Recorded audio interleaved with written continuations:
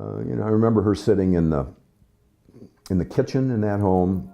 She had a rocking chair that she'd like to sit in, and it wasn't in the living room, it was in the kitchen for some reason.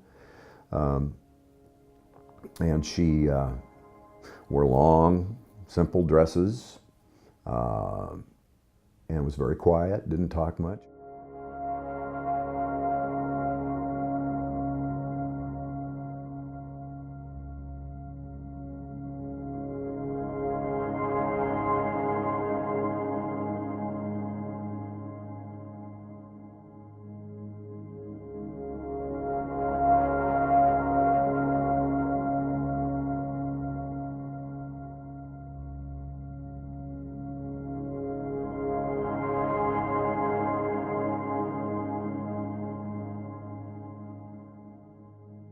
I'm Kent Pavelka. I am the grandchild of Annie Pavelka. My father was Edward, and he was the youngest, her youngest child. There was this countenance about her that, I suppose every grandchild has that feeling to a degree about their grandmothers. She had a glow to her that was very attractive. She was a very quiet woman. I remember feeling loved by her, even though I didn't see her daily or very often. I remember kind of being in awe of her, and my aunts and uncles were too. The thing that I was always impressed by, especially in retrospect, is the reverence with which her children held her, and it's really impossible for me to. It's more of a feeling than it's possible to describe. But there was a special dynamic there to observe, and I think it's encapsulated in a lot of the things Willa Cather tries to say about her.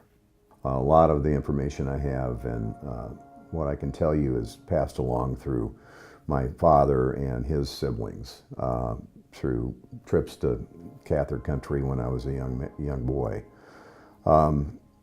Relative to the book, I can tell you that I was always told that, the people talk about this being a fictionalized account of my grandmother's life, and the thing that I was told and that I really want people to understand is that it's not fictionalized that much. My aunts and uncles always told me that it's an accurate description of her life, what she did with her life. That was her occupation, what she did with her life and her children, and the tough time that she had in her life, although you wouldn't have imagined she had a tough time by the way she carried herself. I remember anecdotal pieces that were shared with me from my father and aunts and uncles. I know that her father took her own life, as is said in the book. They corroborated that it was a suicide with a firearm, and just reiterated how hard life was for this guy who really wasn't cut out for life in the prairie. I think it's an unrequited love story. And I think it's everybody's love story in that, life goes on, and sometimes we look back on relationships, and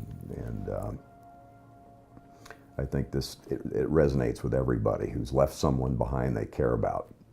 I also think it's the quintessential pioneer story of, people fending for themselves in the prairie, and I think that resonates with people because we don't realize how easy we've got it compared to reality in those days.